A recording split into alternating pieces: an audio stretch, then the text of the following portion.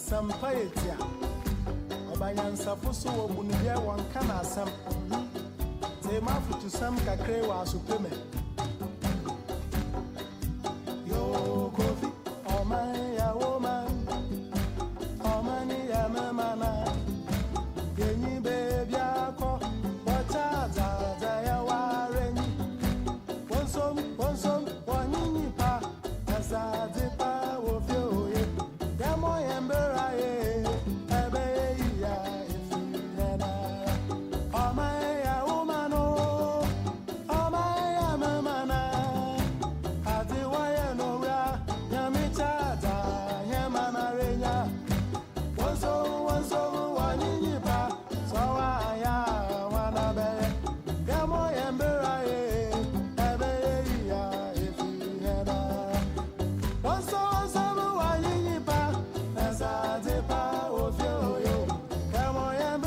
Zed 101.9 FM.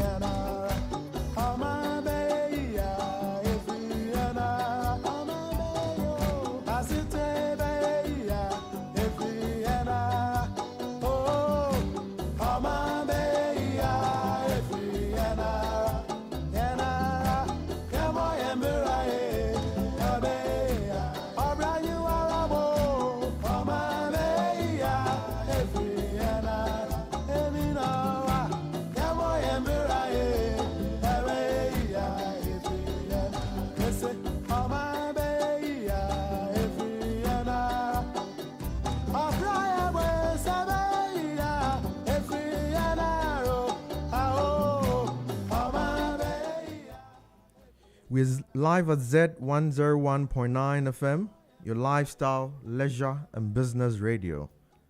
Time check is exactly 9:02 a.m. and I welcome everyone to The Focus, which is the first of its kind, insightful and educative current affairs program on radio.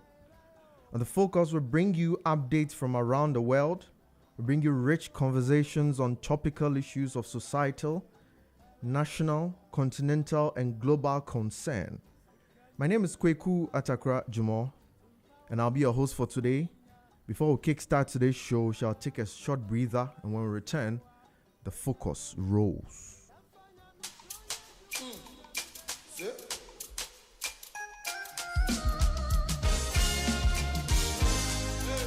You're tuned in to Zed 101.9 FM. Your lifestyle, leisure, and business radio. Zed 101.9 FM. Zed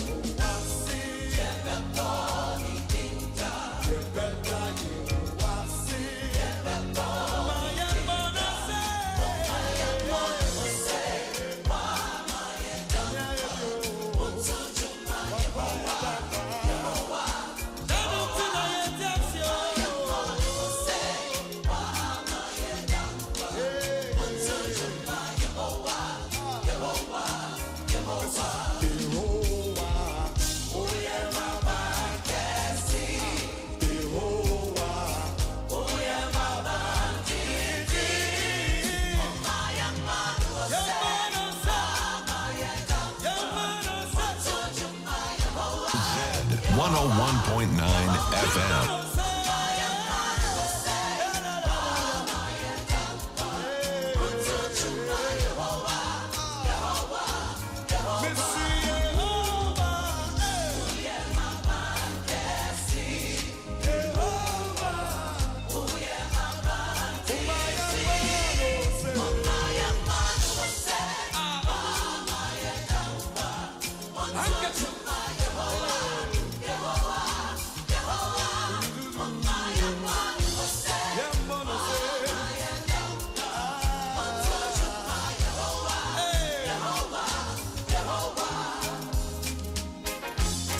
tuned in to Z 101.9 FM, your lifestyle, leisure, and business radio.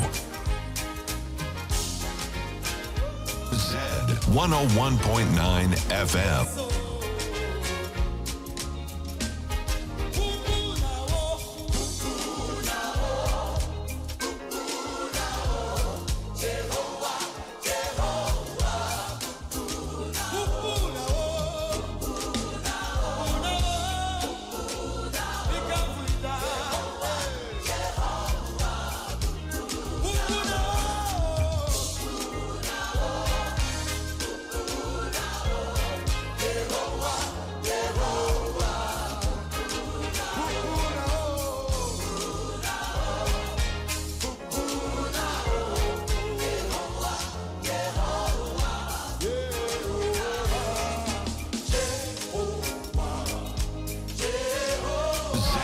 101.9 FM.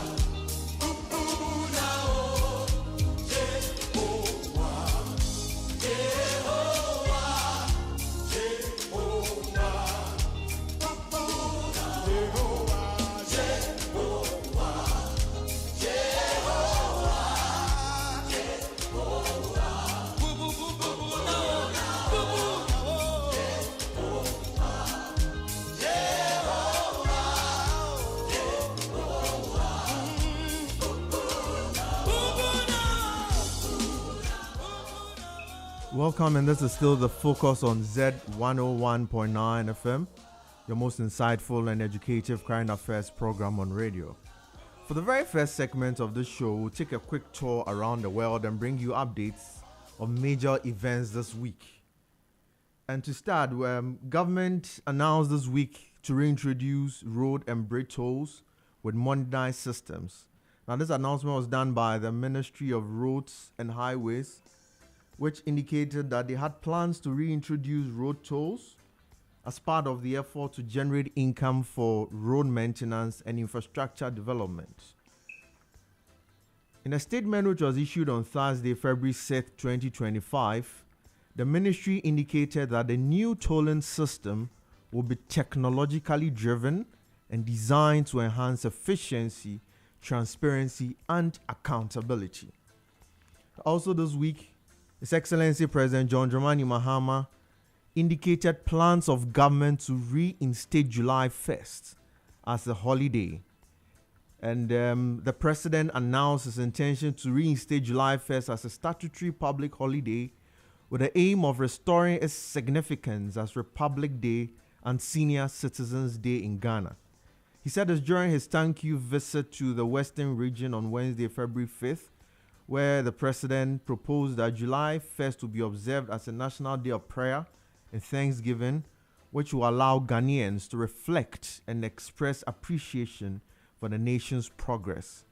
Specifically, he said, we'll have the opportunity as a nation soon to pray and give thanks to the Almighty God, as enjoined by the Holy Book that says, in all things, give thanks. Also, this week, we had some unfortunate news in the Nsoatreman and Kotoko March violence, and currently, the police confirms that they've arrested 6 suspects. The march, which was held at the Nsoatreman Sports Stadium, was marred by violent clashes among spectators, which tragically led to the death of a very prominent Kotoko supporter. Following the incidents, the law enforcement agencies have swiftly intervened and launched investigations to bring the perpetrators to justice. And the Ghana Police Service has also announced the arrest of Elizabeth Akosua Ntriwa, who is popularly known as Akosua Black Chinese, in connection with the violence disturbances that erupted during the Nsoatreman FC versus Kumasi Asante Kotoko FC match on Sunday, 2nd February 2025. And we move out of Ghana to Tunisia. News this week was that Tunisia has jailed opposition politicians and journalists as a crackdown on political dissent resumes. A judge in Tunisia handed down lengthy sentences to prominent politicians and at least one leading journalist in the move criticized by a media union and leading opposition parties as the latest move targeting critics of the president.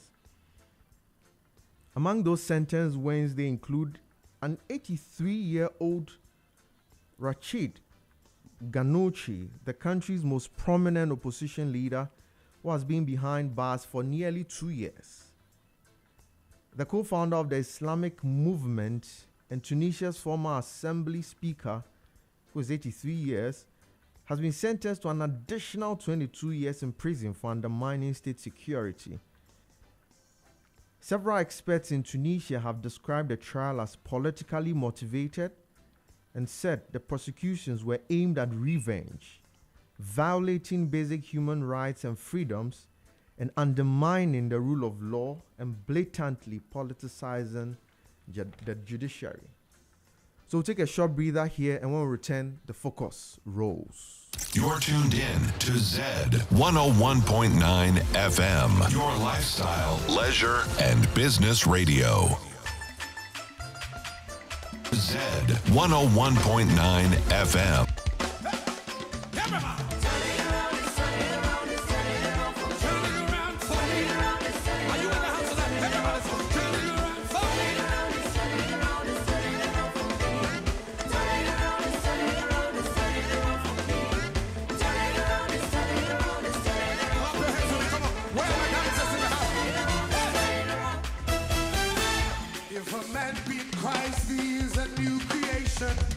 All things out past, behold, all things are new. Whom the sun set free, truly free indeed. All I'm going through is working out for me.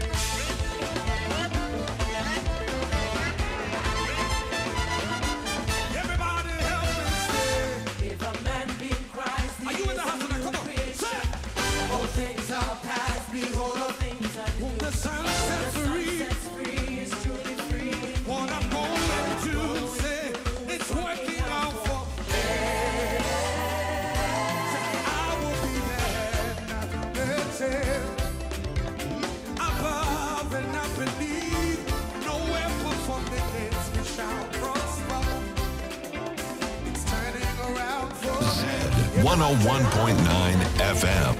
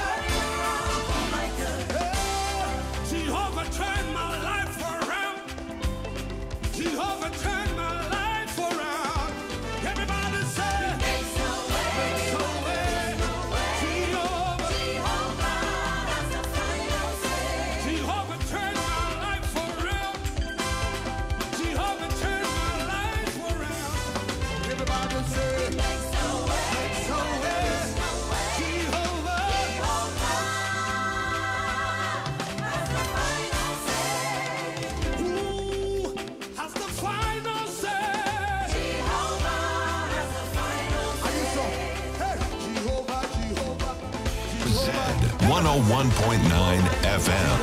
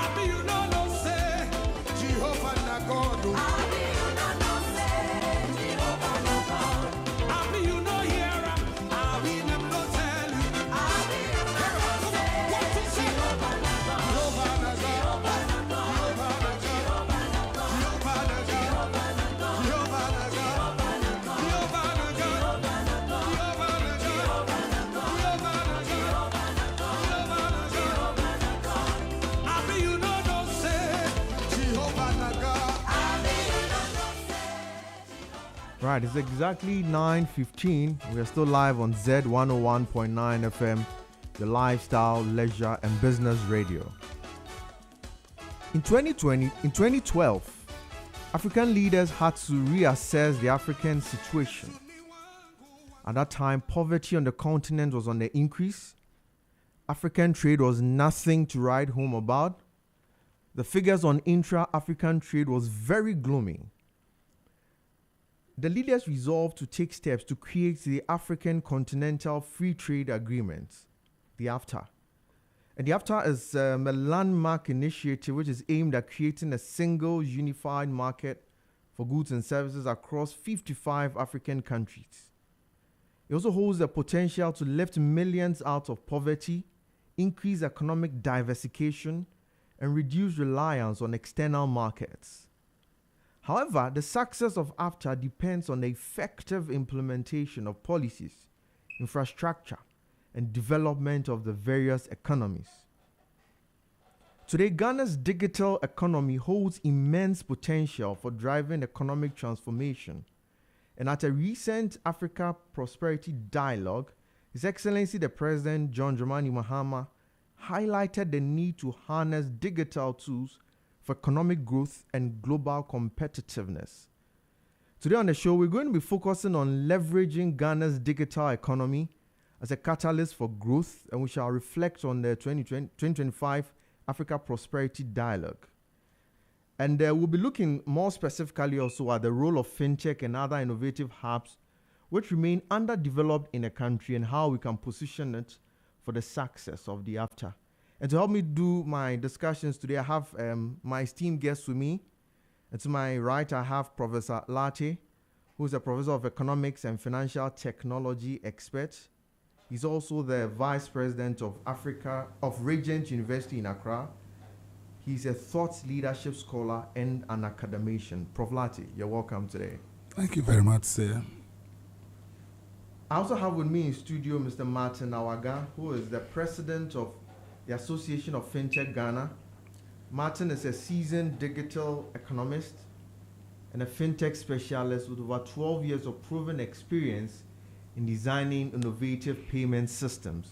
Martin is also currently the president of the Ghana Fintech and Payment Association, as well as a board member of the Africa Fintech Network. Martin, you're welcome to the show today. Thank you for having me, and thank you for your listeners as well. Very well. So we'll just launch right into the discussion on the digital economy. And I'll start with you, Martin. When we say the digital economy, what exactly do we mean? Basically, that has to do with economic activities that leverages digitization or technology tools for productivity in the economy. So it has to do with the redefining of all economic activities in the economy, leveraging solely or majority on technological tools, infrastructure, and data. So looking at it holistically, that is what digital economy means, or digitalization as we've heard it over and over again. Yeah. Right, but again, still on the digital economy, we typically have, or in Ghana, we know of the very traditional markets, the traditional economies. How different is this digital economy from the known traditional economies we know? Well, I would say that most of these things, when it comes to digital economy, would not have been so important now if not for COVID. So during COVID, we realized, or during the lockdowns, there was the need for people to shut down their businesses and what have you. What happened then was we saw a steep rise in the way, businesses were being conducted. I mean, you go to the bank, banks were closed. Shops or SMEs, like our traditional businesses like this, were all closed down.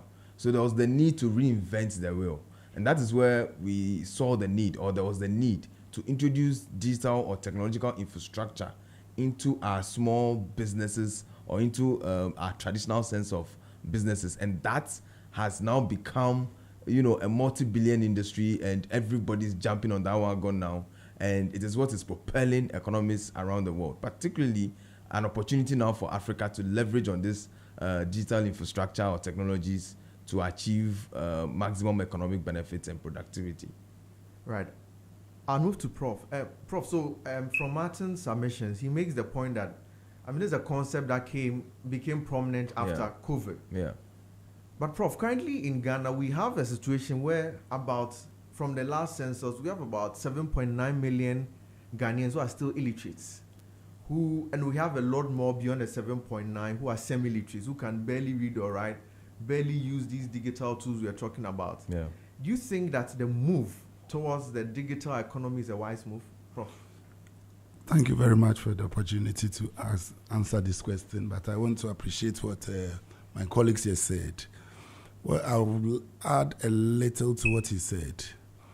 The digital economy is, if you like, a migration from the physical in-person transactions and trade businesses. We are moving away gradually or rapidly or with speed away from physical in-person trade, commerce, and business. This started not necessarily at the birth of COVID. It started before the birth of COVID. Some institutions were using these technologies. The digital economy, simply put, I say they are migrating from using physical infrastructure to electronic infrastructures. We are using electronic infrastructures. So when we take the physical in-person transactions, previously we go to school, you have to go to the class, you are absent, they mark you down. We even have presence in classes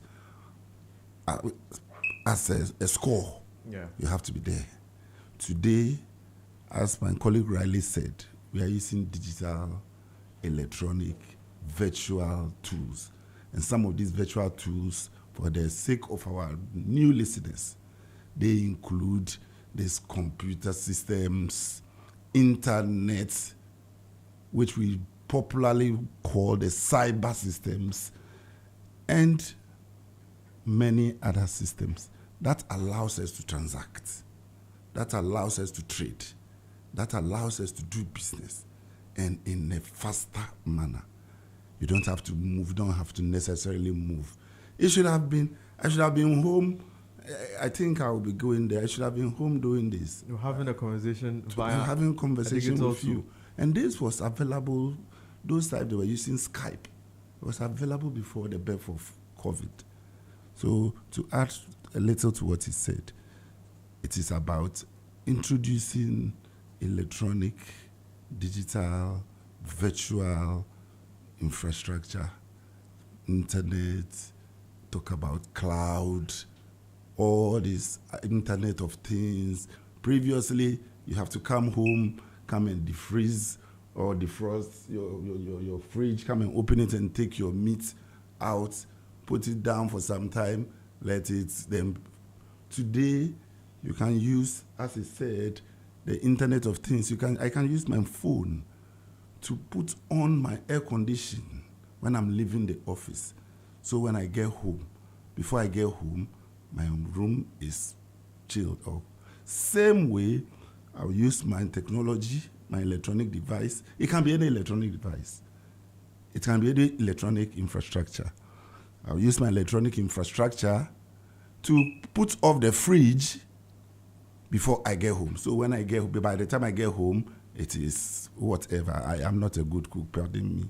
So I don't know. So in simple terms, the question you are asking, the transactions we are doing today is not different from what we were doing in the manual system. In the manual and physical system, we were transacting, we were buying and selling, we were chatting, we were communicating, we were doing whatever. Today, we are doing the same thing, but with the use of what my colleague said, technology, infrastructure. That's the difference. And it is faster. Imagine I have to go to the bank. The sad part for me in the bank, I have to wait. I need money. It's my money. Yeah. I have to wait till 8:30 a.m. Before the bank opens their doors for me to enter, to transact. You're probably telling they're having a meeting. You are Or the systems are down. You are even going. Yeah. You are even going deeper. My big concern is now I'm at work. I was sat in a meeting. I got late. I get there. They said they've closed. Saturday they say they are not working. Sundays they are not working. Up to today, you can't get forex rates on Saturday and Sundays. You can't get forex rate if you are using the manual system. But with the electronic system, look, I'm not going to name and praise, let's say, MTN or Telecel but they are technological firms that are supporting or complementing the financial institutions by providing them the shell, the space. They are only providing their technological shell. Then the financial institution will put their product on the shelves of the technology. So 12 midnight, I can transfer to you. You have no excuse to tell me it's 12 midnight, I can't go to the ATM. Yeah. 12 midnight, I also get to the ATM and the ATM captures my card. By the way, the ATM is also a technological device. Yeah. So all I'm saying is the manual system and the digital system are all transactional procedures or things that we use. But Prof, the concern is that most of Ghanaians, or as I mentioned earlier, the census showed that we have close to 10 million Ghanaians who are not, they are illiterate. They can't even read or write. I heard your question. Yeah. I didn't touch that. Back in 2008, 2008 or 2009, when did I complete my first degree? I've forgotten. Back in those days. It surely wasn't Banks, 2008. 19, it should be 19 something. Yeah. Yes, before 2000. Yes, it's true. Before Y2K. Yes. It was Y2K that got me a job in the bank, by the way, because I read computers then. Right. Back in those days, before the Y2K and things came up, some banks, I don't want to name, tagged themselves as high net worth banks. They tag themselves as high net worth banks. So they threw away clients and customers who do not give them volumes and values, and they targeted high net worth. Back in those days, these banks thought what you are rightly saying, 7 million. What did you say? 7 million? 7.9. 7.9 million. Fine. Make it 10 million. I don't really mind. 10 million Ghanaians are illiterate. Those banks that I'm talking about, which I don't want to name, believed and practiced that these 10 million people are illiterate. So they cannot use ATMs. So those banks did not install ATM machines in certain rural areas and certain areas. Once upon a time, technology was invented. That's why I said it came before COVID. We saw that advert. Let me name them. MTN did the first advert. Sekanabo. Yeah. It's not about a bank matter. It's about his son in the city sending money to the grandmother or the auntie in the village. That auntie or grandmother in the village that we have counted into the 7 million illiterate saw that money is on his or her phone. But the question came up. A boy said, Nasikano wahi. Now we have to go and withdraw. Transfer of technology started coming in. Then they kept behaving in that order, in that manner, considering Ghanaians as illiterate. So don't let us go there. Don't let us build branches, brick and mortar branches in certain areas because they are not literate. They can't come and write. They will come and do some print. What did GN Bank come to do? Today, GN Bank is dead, by the way. GN Bank felt that everywhere, whatever, they can do something, banking, financial. GCB Bank did something like that. I'm not praising them. I'm not saying that. So to sit and say 7 million Ghanaians are illiterate, so the digital economy will not benefit the 7 million people, is a challenge that we need to look again at. We were here. The same, it was then local Ghanaians, indigenous Ghanaian banks, and a few foreign banks like the Barclays and Stanchart. Then Barclays was manned from Barclays PLC in the UK, Stanchart, wherever. Then we were here. The regional banks, I don't want to call them, say, the Nigerian banks. The regional banks started coming in. They also realized that Ghanaians are saying 7 million or 10 million Ghanaians are illiterate, so don't let us serve them because they cannot.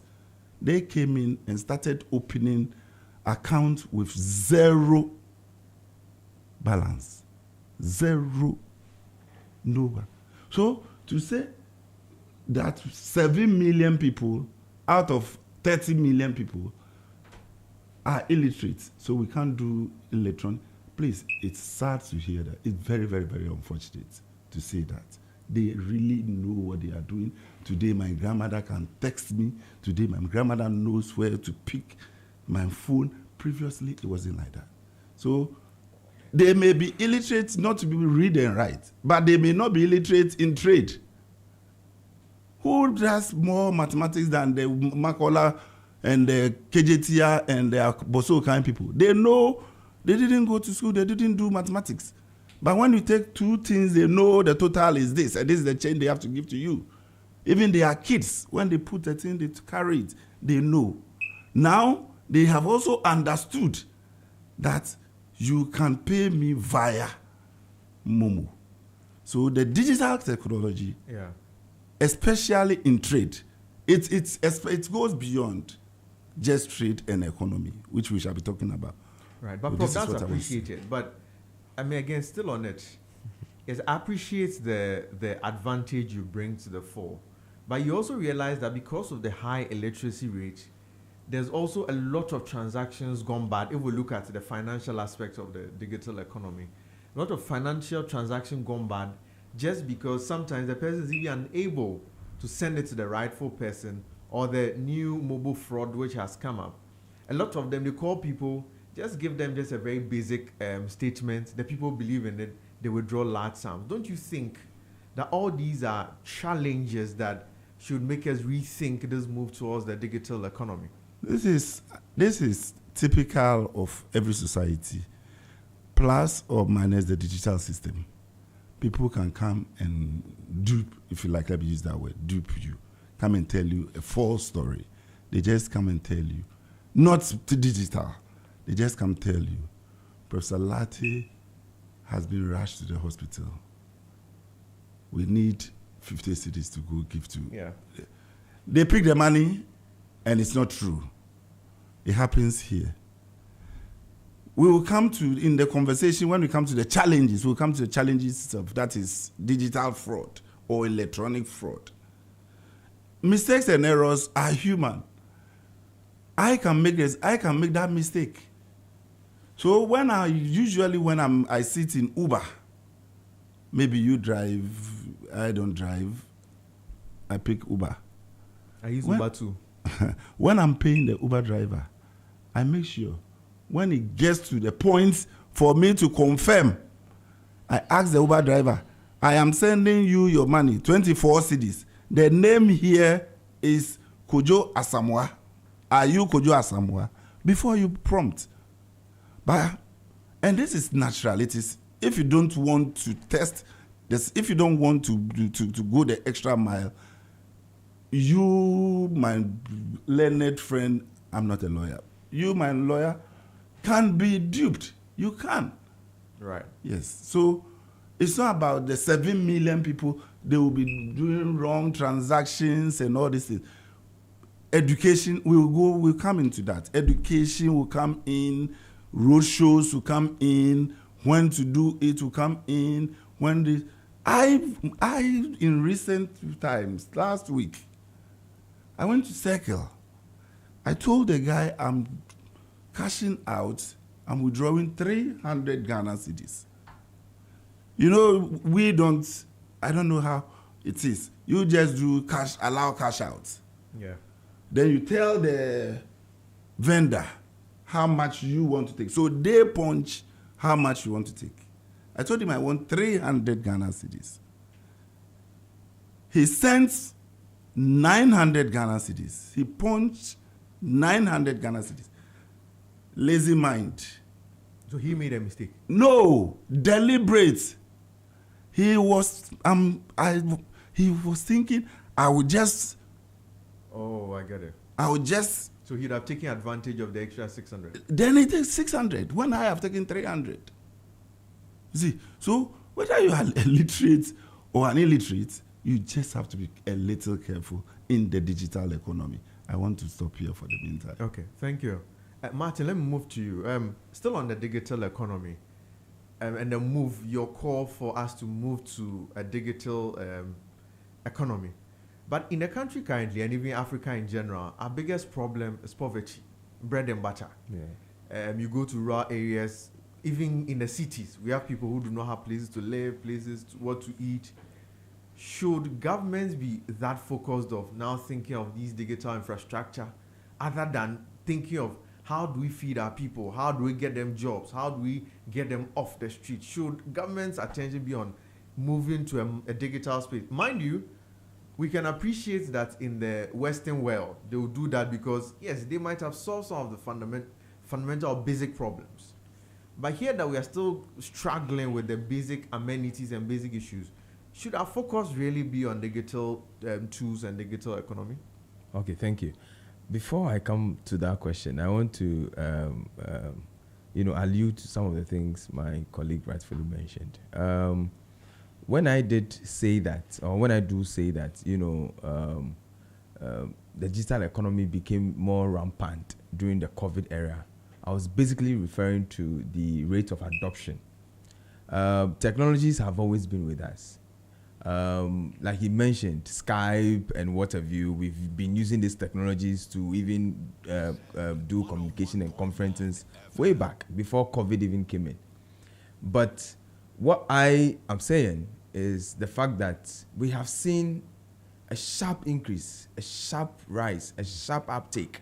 Even rate of adoption has tripled over the past 4 years or 5 years as compared to the decades that we've had. So one of the things I want to say is the whole digital technology when it comes to financial transactions, fintechs, for instance, that we are going to look at later on, have always been in the shadows of the banks, the commercial banks.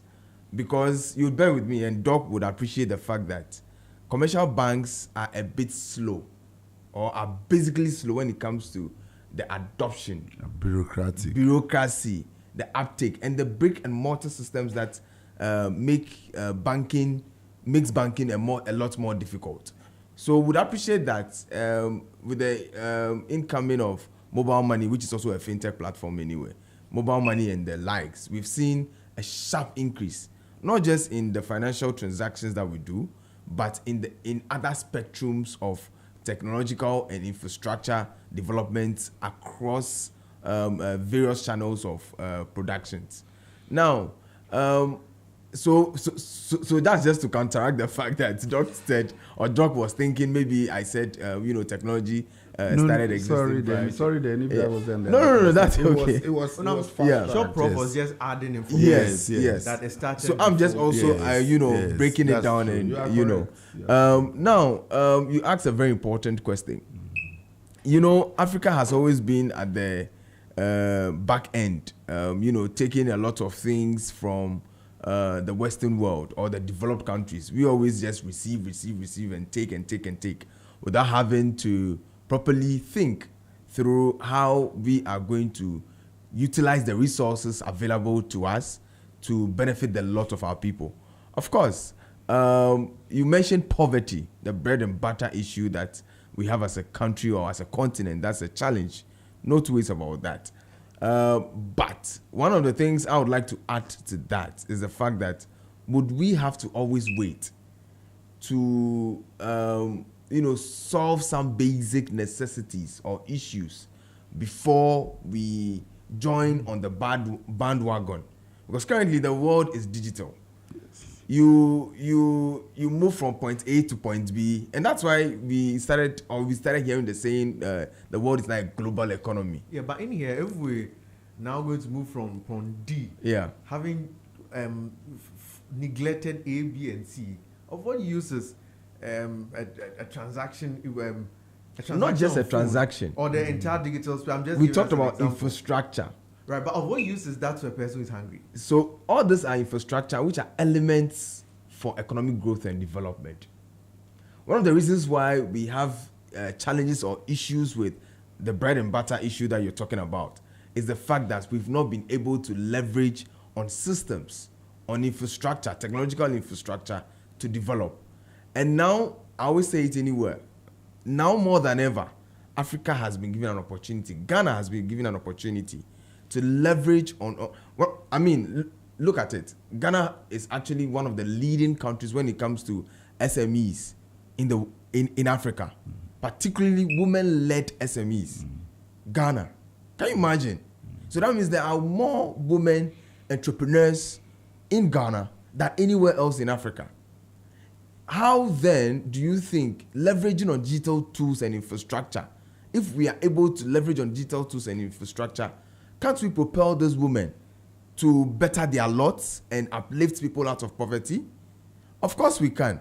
But because we are not using these tools, we are not using these channels, we are not using this infrastructure, we are still having to, because the world is moving at a very fast rate, and if we are supposed to just go back to the old ways of doing things without leveraging on the infrastructure that we are seeing all over the place, an SME now can even leverage on a platform like Instagram to reach millions of people, not just in Ghana, but across the world.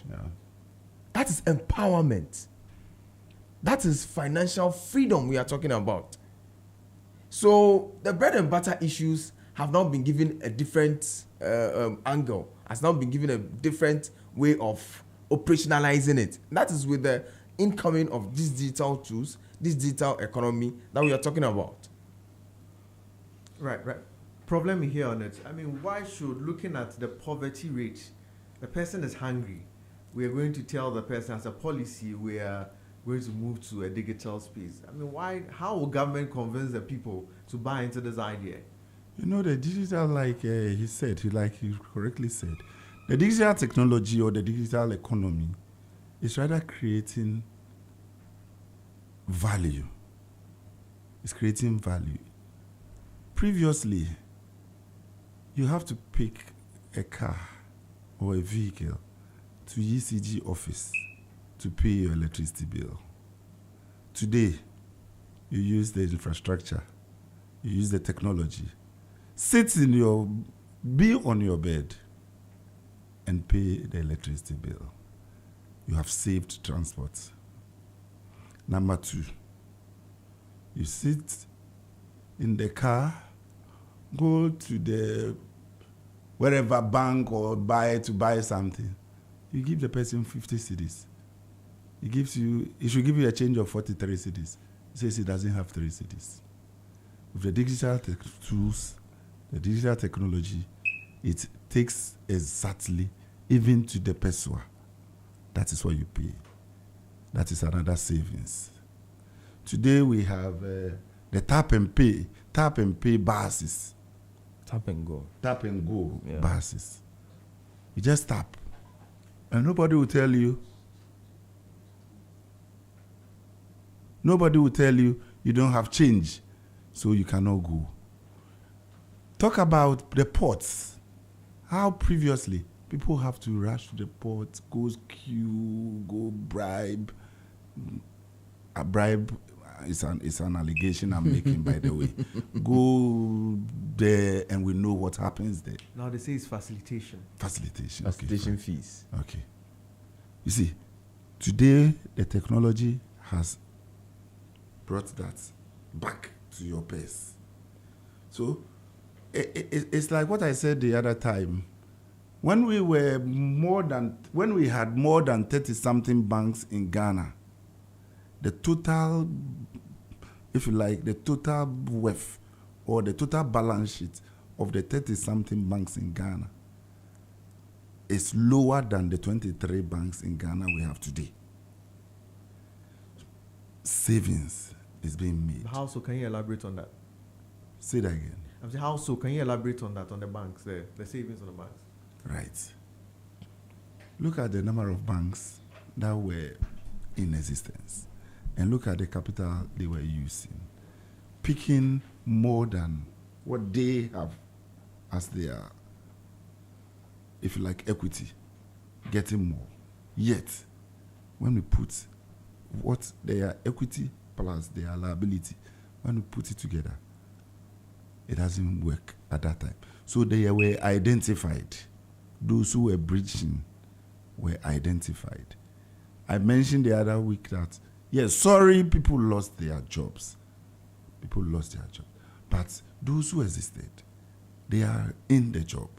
And they are now going the technology, faster service delivery. But the most important thing we are talking about now is poverty and then how to make it work. Now, in most economies, even here in Ghana, we have the Silicon Valley. In the US, we have the Silicon Valley. Yeah. Technology startups, not just technology startups, business startups. Through the use of technology, we have the Technology Infrastructure Association president. They have several ways of even bringing the tomato sellers together and showing them different ways of processing marketplaces, processing, how to change it from raw tomato to paste tomato. I said it somewhere that we are lucky we are in an economy where when you are a fish farmer, you go catch the fish, tilapia. Today, fresh, you call it tilapia. Unfortunately, you don't sell, it doesn't sell. You were not able to sell. It dies, it gets whatever. We convert it to what? Kobe. Salted tilapia. Salted tilapia. It becomes, we are in the same economy where you go to the shops, you get tomatoes, very ripe and strong tomatoes. But remember, the watches seller want the rotten ones. When you think your market is dying, your tomatoes is getting rotten, the watches seller is looking for that.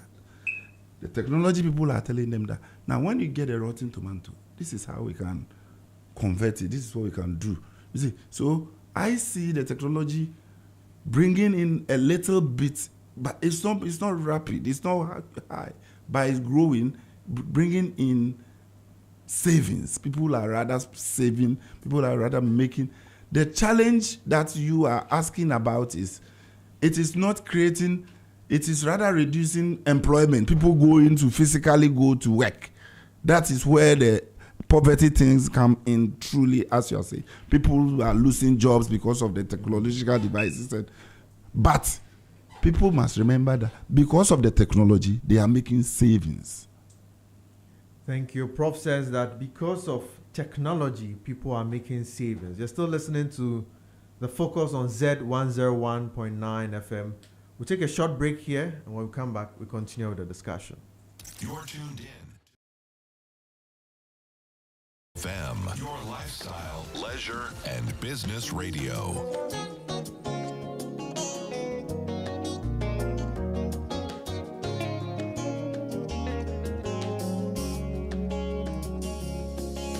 I don't look like what I have been through. turn my pit into a well. So the essence of my praise is centered on your grace. Adum, Adum, Wadum. I've been through a lot, but grace sustained me. My test is now a testimony. So the essence of my praise is centered on your grace. 101.9 FM, your pleasure and business radio. It was you, my lawyer in that courtroom. It was you, my soldier on that battlefield. So the essence of my praise is centered on your grace. Adum, Adum, Wadum. Hey, Adumo, Nyame, Adumo, Adum, Adum entina metiasi, eya Wadum tina mewoho. Lord, the essence of my praise is centered on your grace. Adum, Adum, Wadum. Hey, Adumo, Nyame, Adumo, Wadum. Eya Adum entina metiasi, eya Wadum tina mewoho. Lord, the essence of my praise is centered on your grace. Adum, Adum, Wadum. Who has changed my story? Who has given me a song? Turn my mourning into dancing. It is you and just your grace. You have changed my story. Protocol breaker, you made a way. You turned my mourning into dancing. It is you and just your grace. 101.9 FM. Could not have made it without you. Hey.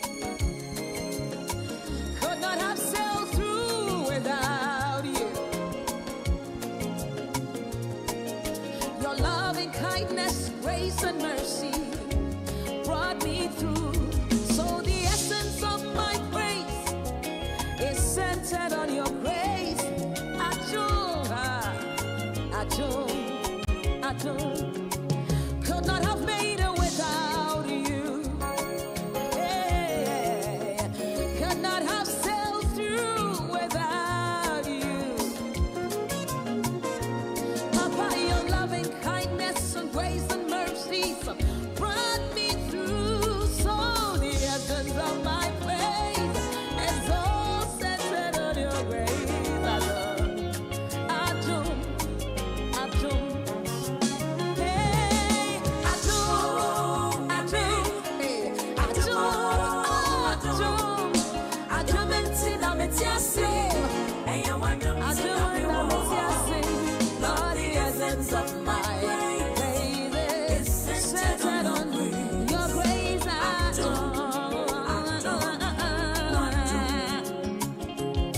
You have been my doctor on that sick bed. By your stripes, I am healed, I am free. So the essence of my praise is because of your grace. Adum,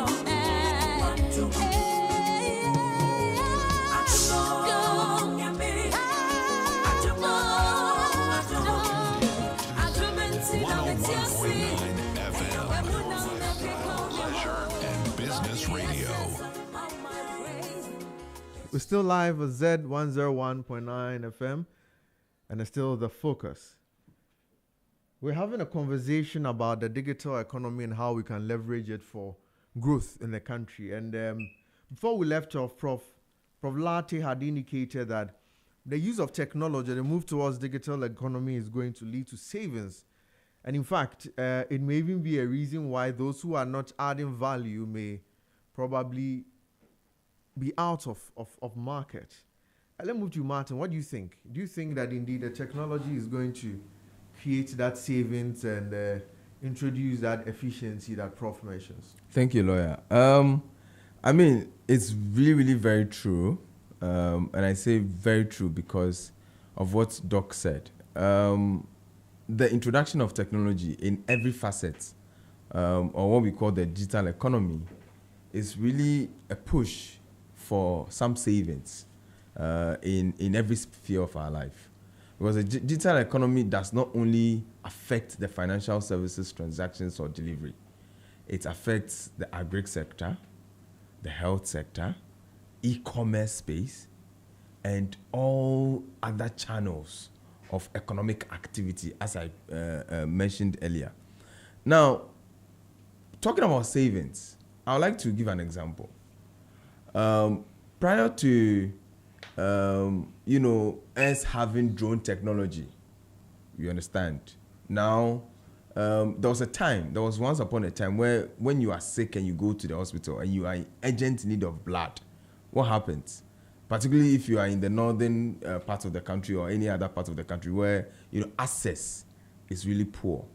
What happens is, to get the blood to you, for the ambulance, whatever, to transport the blood to you, it will take hours. But now Zipline came in. Let's just use the case study of Zipline. Zipline came in, and through drone technology, within 30 minutes, within a few minutes, if you are even in Tamale, wherever parts of this country you are, Zipline is basically in this region here in Sawam. They can deliver through drone technology that blood you urgently require, which would basically take previously 3 hours by road. That's a saving. That's cost, and that's saving of that cost. Initially, they would have to drive, they would have to go by road, look at even cars meant. Look, just think about the condition of our roads first. Yes. Just have that picture in mind. Yeah. Then you can really appreciate how just that drone technology is bringing you convenience, is bringing you health, is bringing you salvation even in your most needed time. Additionally, let's take a farmer. Okay. Previously, how were we spraying fertilizer on our how were we basically spraying our farms? You put all these chemicals in a knapsack sprayer, and you go and you pump. You basically use manual energy to pump, to spray the farm. But now, with even drone technology, within few minutes, acres and acres of land are sprayed. So when you bring that same narrative into the financial sector, back in the day, like Doc mentioned, when we had a lot of banks dotted all over the country, or all over Accra, or some of the major cities, like he said, rich or high clientele kind of banks. Even there were times that before you access banking services in Ghana, they will tell you don't, this kind of service is not for you. Yes. You are not within that bracket. Yes. Because it's for a certain clientele, the rich. So, thinking about that, and even back in the day, when, traffic and all that were, prominent, and it still is, you would have to, just imagine going for a bank, your bank details, or maybe your bank records. You spend productive hours of work in traffic and write a letter. Look at all those Herculean processes we used to go through. But currently, and in today's digital economy, within a click of a button, whether it is web or on your phone or on a platform, on an app, you can generate all your banking records and details or transaction history simply without having to travel miles and miles to do that. So the whole thing about this digital economy we are talking about, it simply dwells on convenience. How convenient are these technologies helping us, be it in agri, be it in healthcare delivery, be it in the e-commerce space. And funny enough, in Ghana, we've not even scratched 5% of the e-commerce space, the potential of leveraging on these technologies in the e-commerce space. So there's a lot of cost savings that these technologies are helping us to achieve that we are not basically taking note of. That cannot even be that we are not even accounting for. Yeah. You understand? So these are things we need to critically look at when we are talking about the digital economy. Right. I mean, you make very valid points, but in all of this, the question is, do we have the money to do that? Because Yeah. yes, you're talking about drone technology, you're talking about getting a chopper or a drone to water a whole farm. Brilliant ideas, but do we have the money to build these? When you talk about money, do we have the money? Do Okay, we by have money the I mean finance. Finance. Do we have the finance? I'm telling for that? you, the uptake of digital financial services, even in Ghana, was by the private sector. The private sector, we've always alluded to, is the engine of growth for every economy. Fine. In as much as we have challenges in the fintech industry in terms of, how fintechs are supposed to deliver services to the masses, the whole fintech and industrial ecosystem was not brought up by the government. Of course, the government did a few things in providing certain rails, in providing certain infrastructure. But in terms of the investment in the industry, it was by the private sector. So anytime I hear about money, listen, Ghanaians are very innovative. Ghanaians are very entrepreneurial. Ghanaians are really die-hard, do it, can do it, attitude and spirit is in us. So the question about money, always I get jittery about it. Of course, there are challenges. But irrespective, we have been able, honestly, I sit here and I see some of the platforms, digital platforms, some of the digital infrastructure that private individuals have been able to build, even without the necessary financial capabilities or capacities. You'll be marveled. And so for me, it's not about the money all the time. It's about how can we educate ourselves?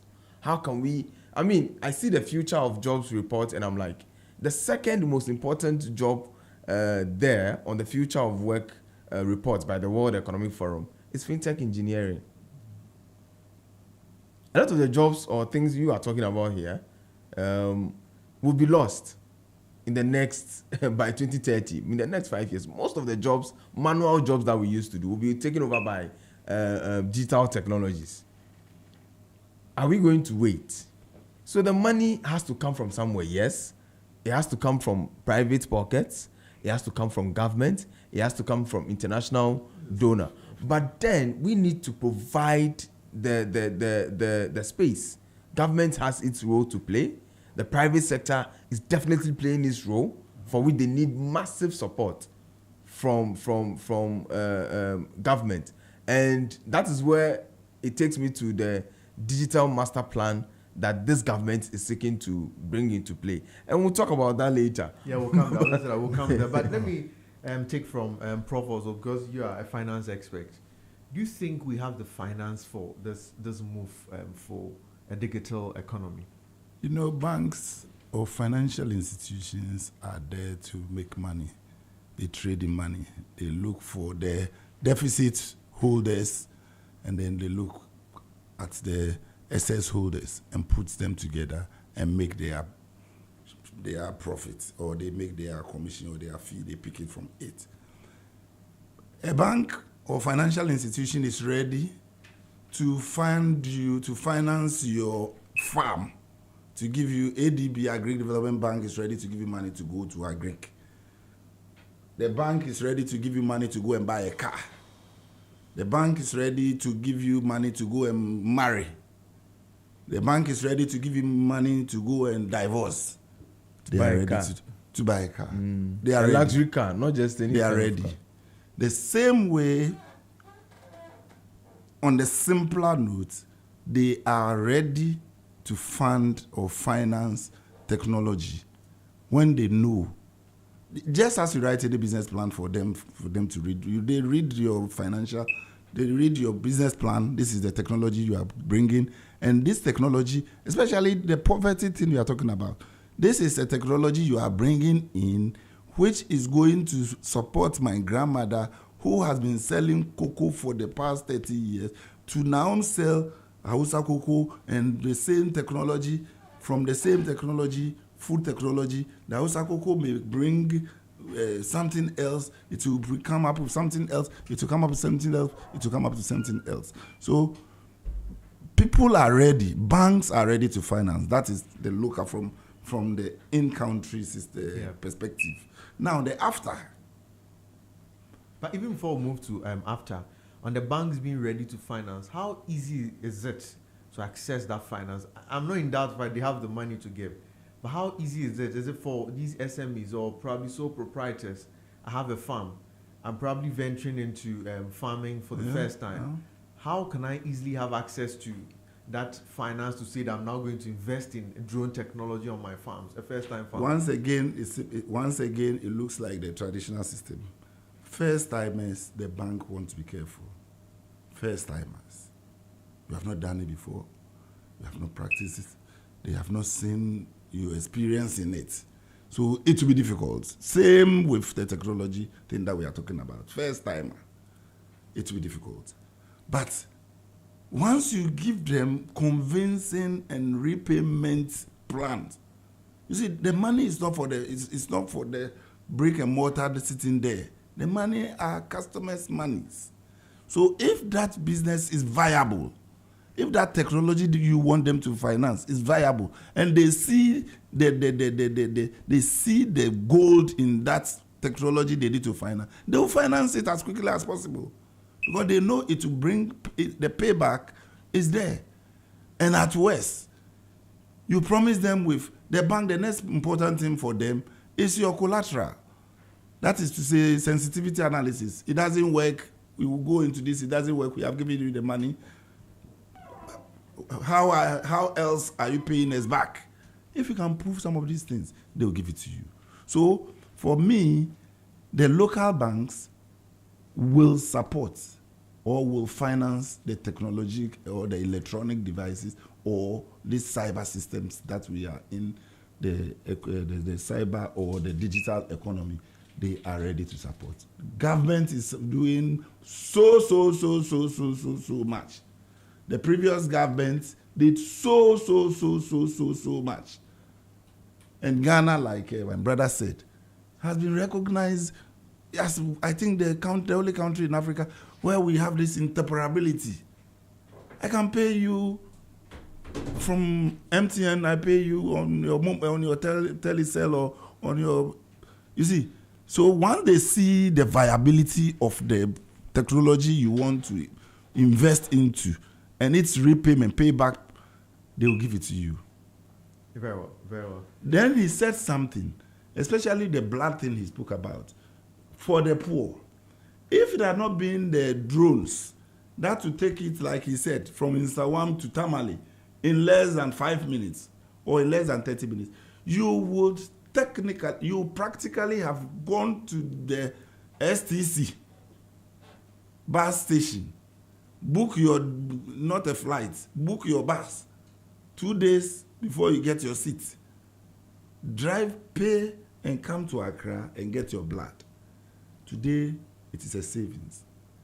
Most importantly for me is the processes that technology is introducing. You see, improved technologies. It changes from one form to another form, to another form, to another form. We can use here today now as what we are doing.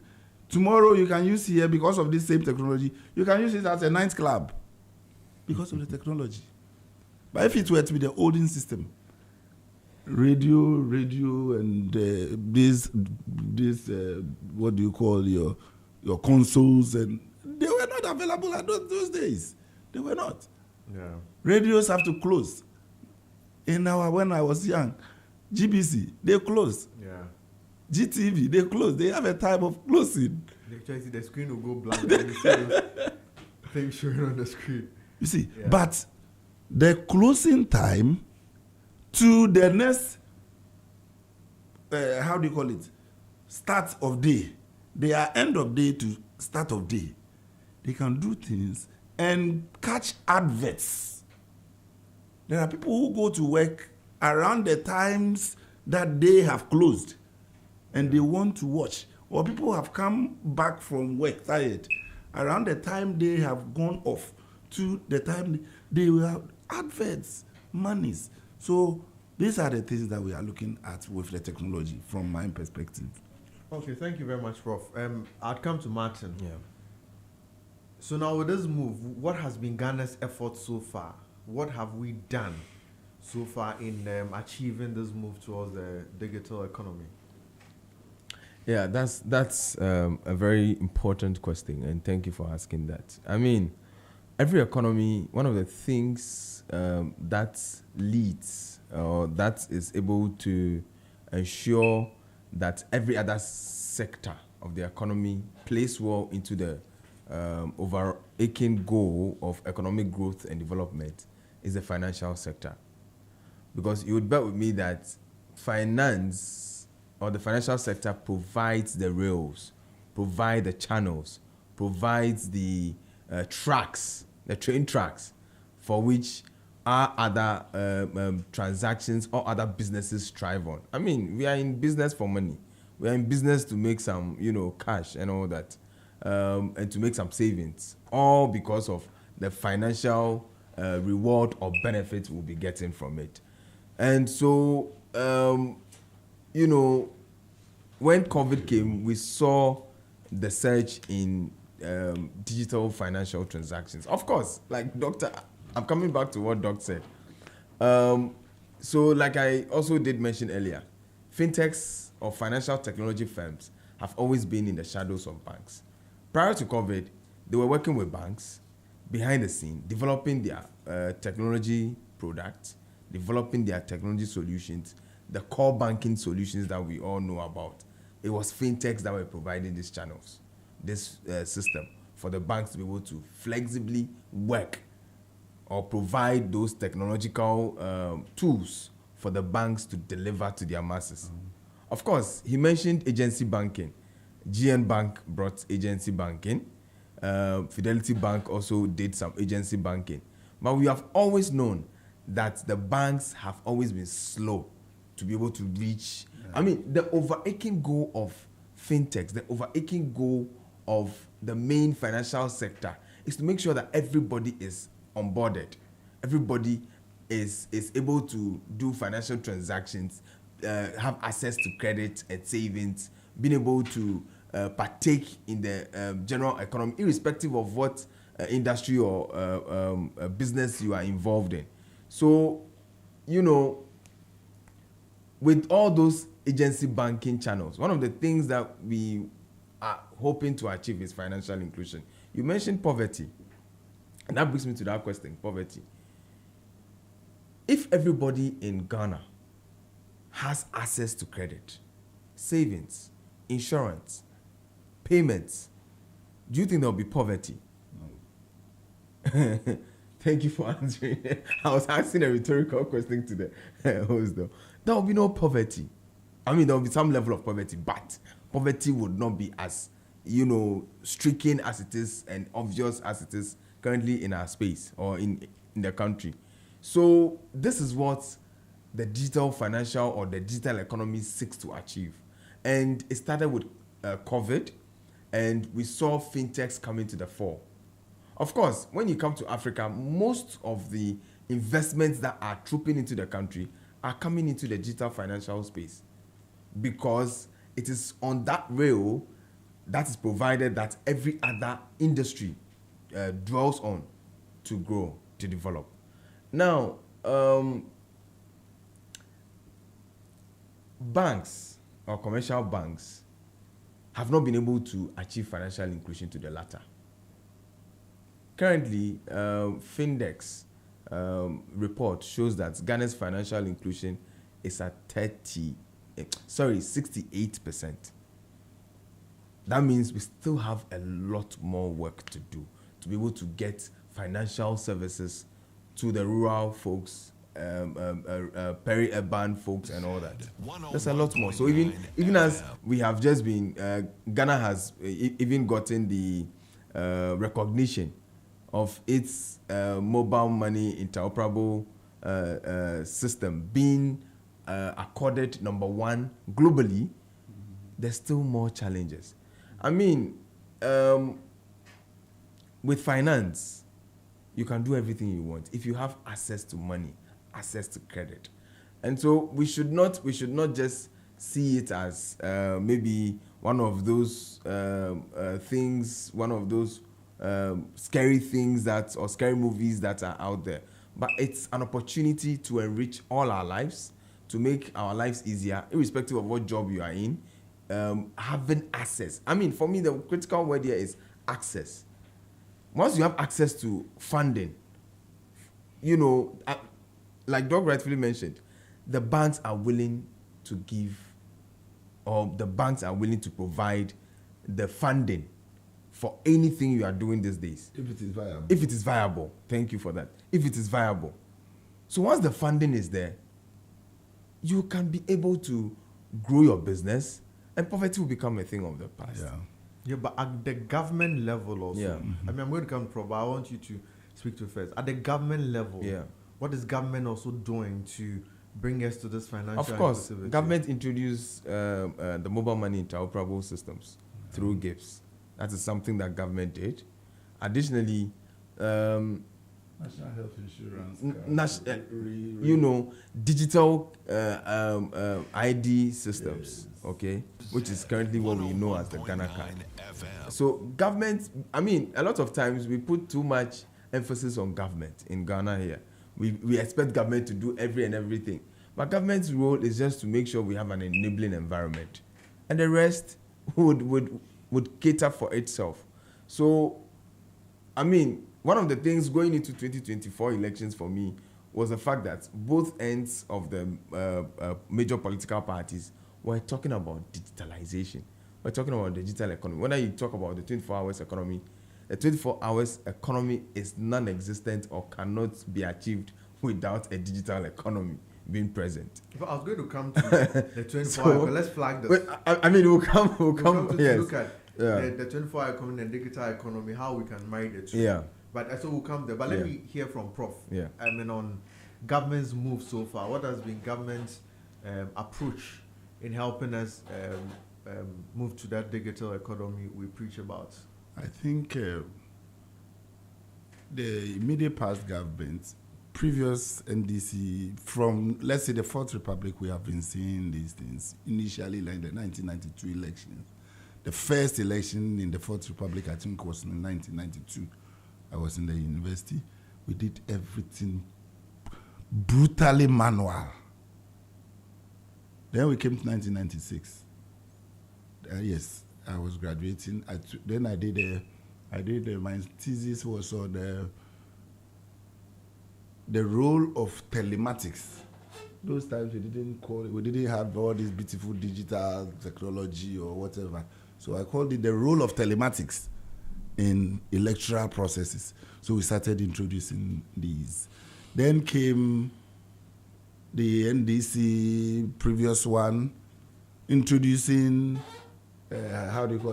communication into rural communities, etc. Yeah. Then came the Baumia loud digitalization system, where every Ghanaian was seeing that we are doing digital, we are going digital. So I can say government has done a lot. I don't want to just give it to Baumia, but Baumia and that lady, the minister of digital, whatever, I've forgotten the name has just escaped me. Is it Esla? Esla. They made it very loud. Introduced, as he said, the Ghana card. Now you have your Ghana card. It saves you in doing so many things. You don't have to drive to so many places. Just use your Ghana card, and you hold your Ghana card, and you know all the telephone numbers, your own phones that you have. You know all the numbers. You don't have to go to the bank to go and ask them about your index number. Previously, you have to go to the university and know your index number. Now they send you index number via technology. Yeah. We introduced in education, as the COVID came, as he rightly said, we moved away from in-person and introduced the virtual system. Look at the savings and the advantage the students will have. They don't have to pick trotro. They've been complaining up to today about transportation to school and back. They always fight. They always ask for hostel fees, etc. But today, we have introduce the virtual learning system. You sit in your house, either in the office, wherever, and participate in the learning. Yeah. That is also technology which government has introduced, has accepted. Previously in Ghana, we didn't accept online degrees. Previously, we didn't do that. Yeah. When you hold an online degree, Yeah. it's not recognized. Yeah. Today, we are blending. We have online, we have distance learning, we have blended. You see, government has introduced a lot. I know of the ports. I know of even flights. You book your own flight. Today in Ghana, it was outside there. Even but today in passport. passport, To you just to do pay it on for your, passport, you just go to the on your phone. e-gov, and all On your that. phone. You are flying. You want to travel to Tamale. Let's not say you are flying to the US or UK. You do your booking on your phone. You choose your seat where you want to sit on the phone. So government has done a lot. Right. And I am happy government had that courage to invest monies into that. As you are saying, we'll come to the external, the Africa, because the conversation we are having today is about what the 1st February conversation or what His Excellency Yes. said. Yes. That one he was talking about Africa, Yes. how we should harmonize to fund, to support, and to get policies to make these things work. So we don't run it 6 months, then we'll go back.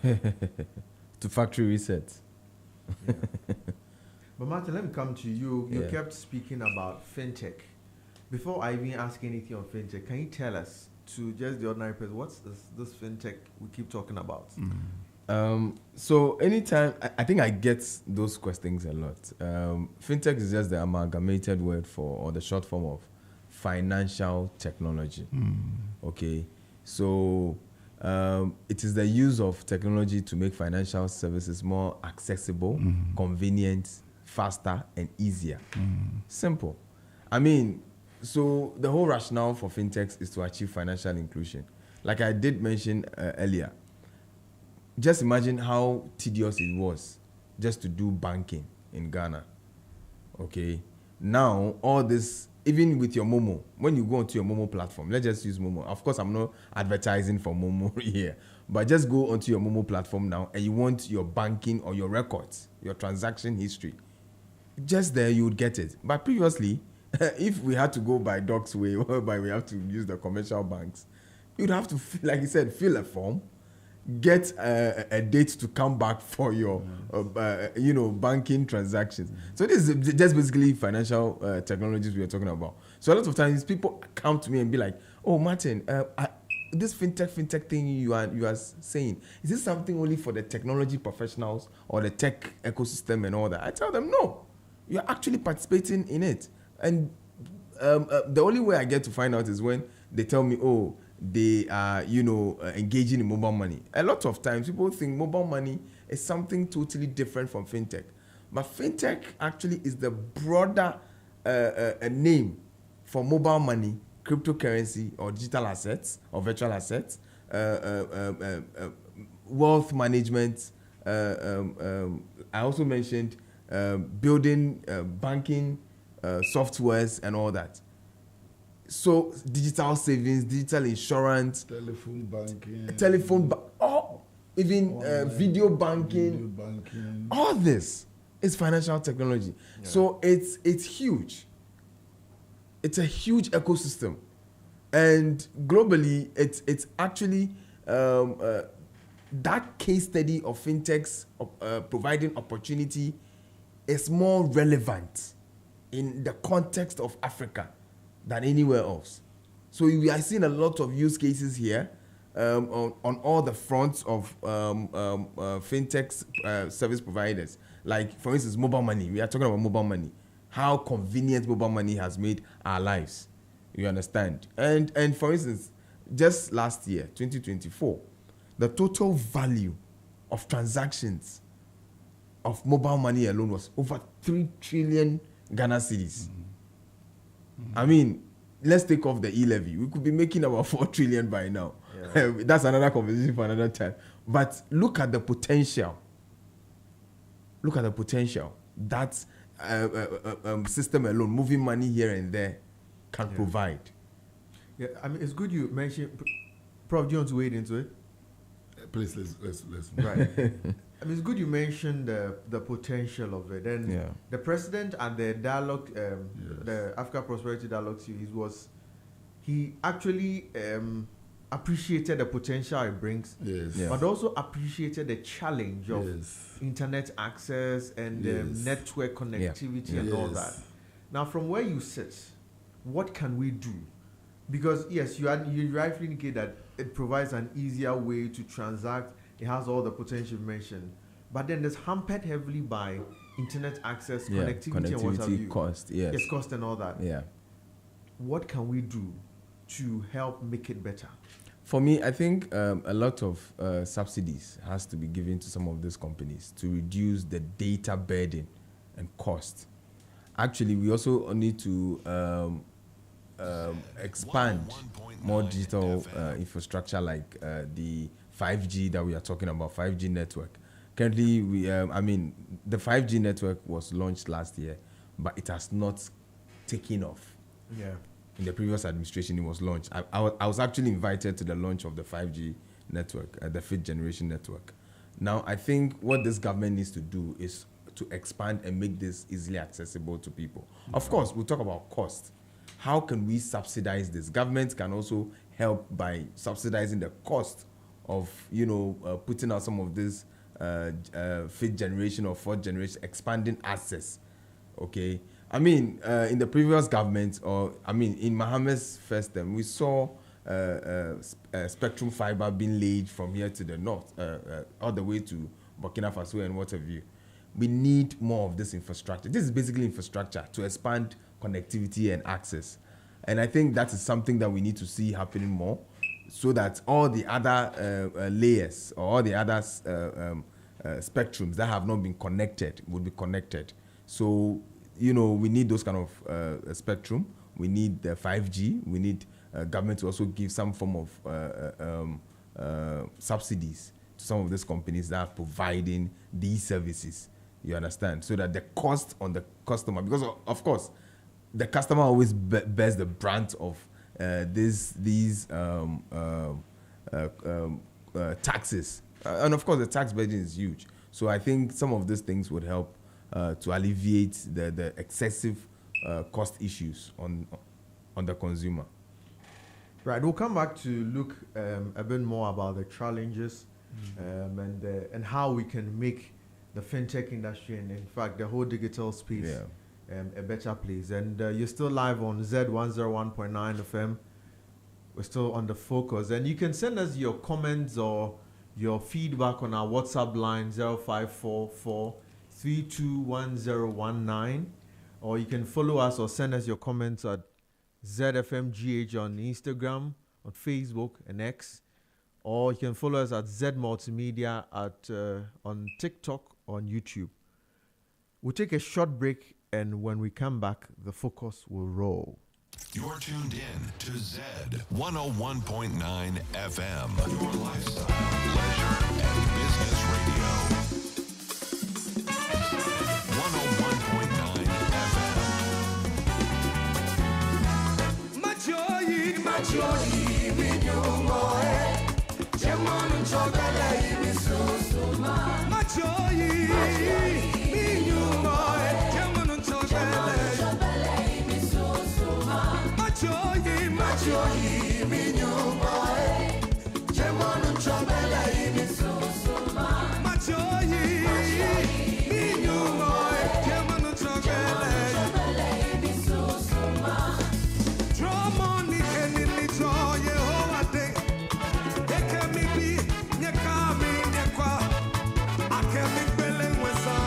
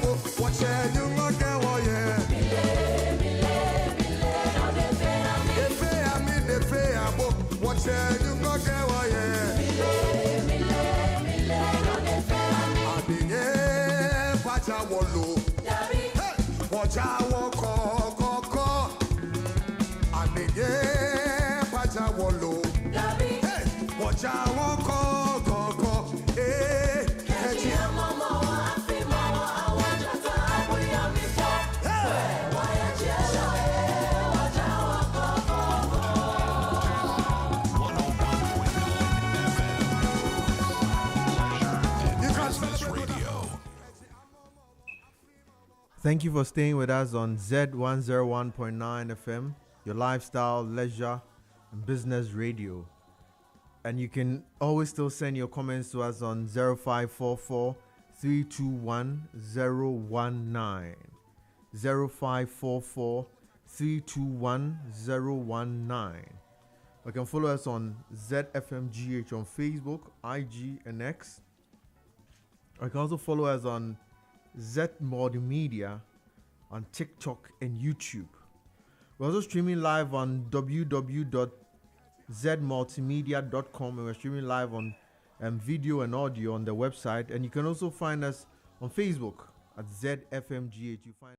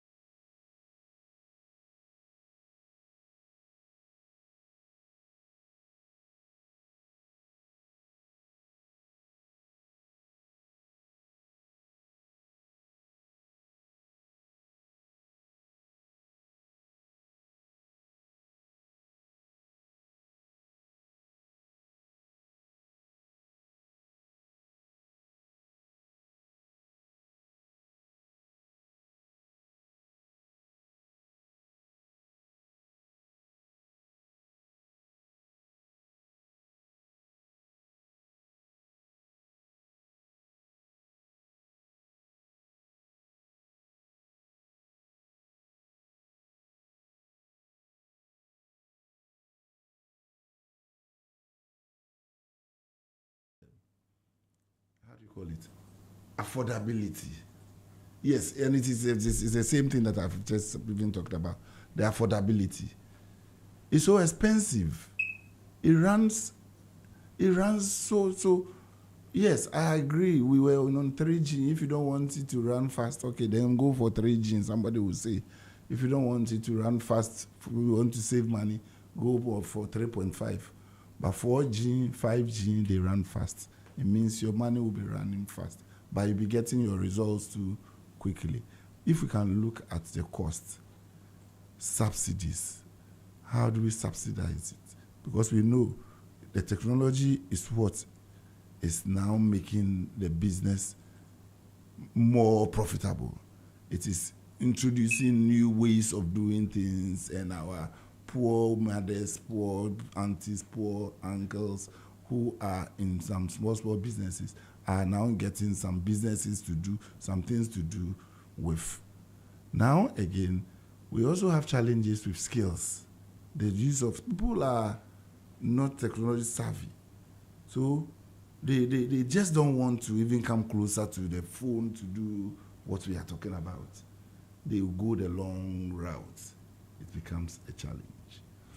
For all these, Ghana and His Excellency John Mahama is asking, how can Africa take advantage of our AFTAC,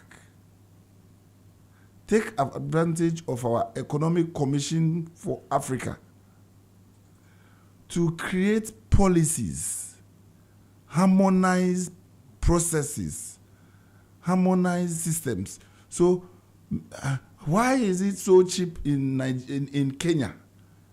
They started M-Pesa. What are they doing? How do we put that into one document for Ghana and all the participating countries in the AFTAC, for us to have one policy document to be able to follow it and get it going?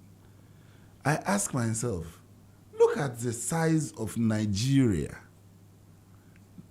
Look at the population of Nigeria and look at the population of Ghana. Ghana, until recently, technology, the same Baumien's technology, we started having the digital address system. But I don't know whether it's working. Go to Nigeria today. They are a big country with big population. Everybody knows.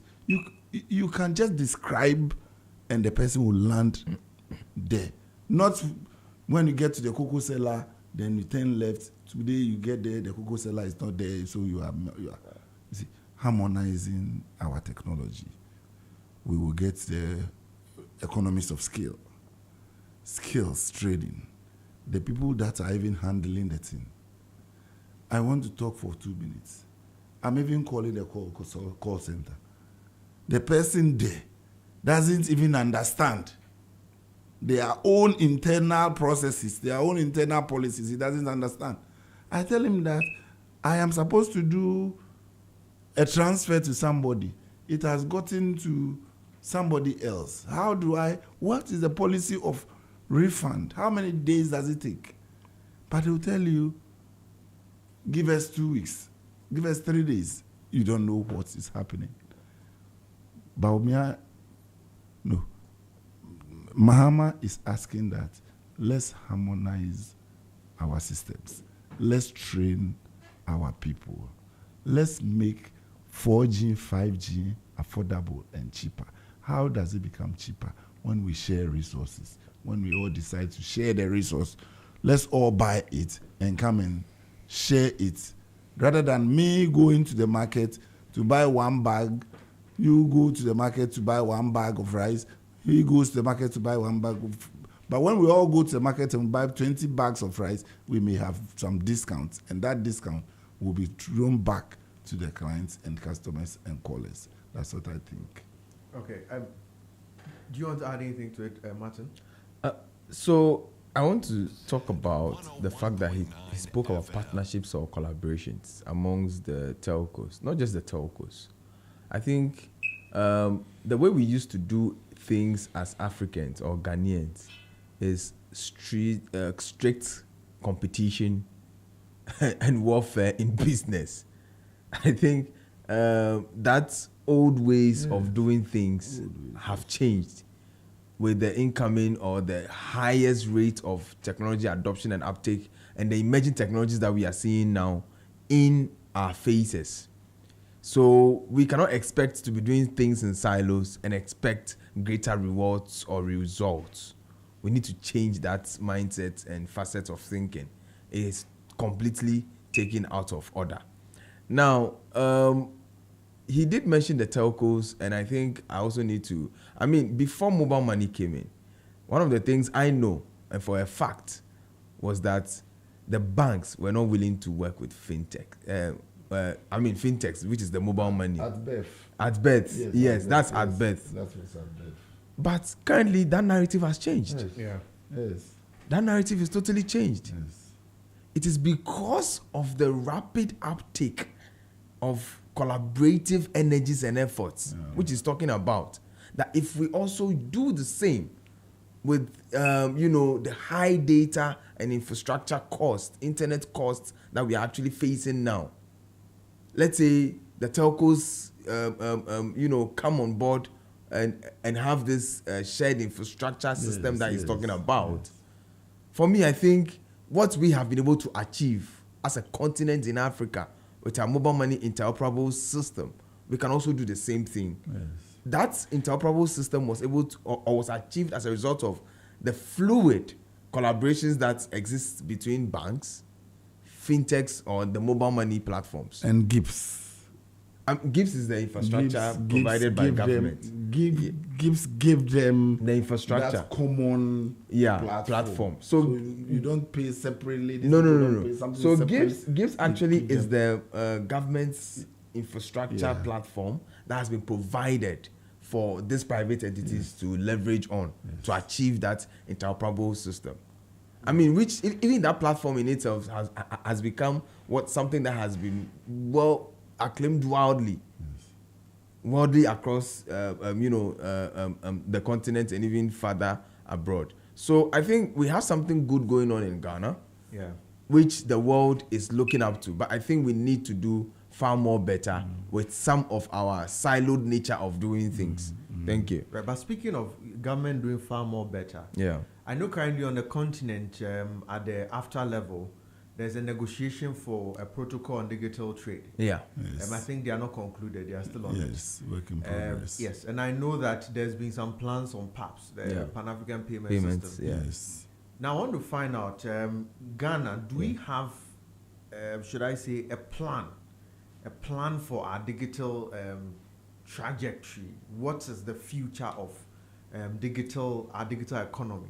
I think the current government has in their manifesto proposal, they have a plan to have what we call more like which is towards the mindset of national development planning kind of like document or framework, which is called the Digital Master Plan, which the government wants to introduce. Basically, that master plan needs to or seeks to bring in every other technology service provisions when it comes to laying the foundational or framework for the digital adoption and uptake in every sector of the economy.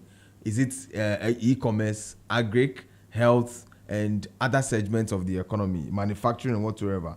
But in that digital master plan, what I am hoping the government will be able to achieve is the issue of access to funding. Most of these digital companies, even the fintechs, majority of them are startups. How can we be able to alleviate the issue of funding to help them develop? And of course, most of all these things we are talking about, all this, apart from the mobile money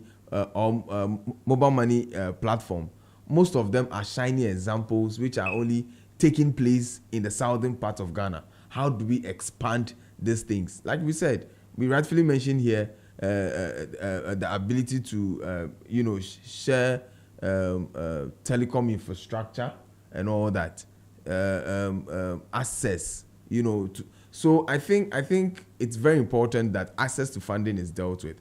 And that's why for instance, when I sit here, I would like to talk about the government's 15 million fintech growth fund, which basically the government, or even is at the heart of the president's manifesto, where he wants to see fintech SMEs and businesses being invested in, you know, with that fund, to give them access to funding, because it's one of the critical issues we are also facing. Yeah.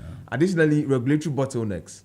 You bear with me. I mean, I am excited that Doc here is from the bank, has strong banking experience, and he will bear with me that the way we approach regulations in Ghana is not really enticing anymore. It is riddled with you know, slowness and some uninnovative means of approaching financial sector regulation. It's slow. It's really slow. They are not really. I mean, that wait and see approach, because of the bureaucracies, is actually hindering a lot of innovative products that could have already been on the market now.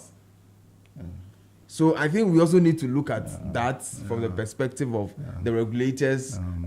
Is it banking? Is it tech? Data Privacy Commission, NITA, you mentioned, and those areas. So these are things that I think when we do, we can be able to help, or when government does, can be able to, you know, lay a solid foundation for some of these digital technologies or the digital economy to you know, to grow.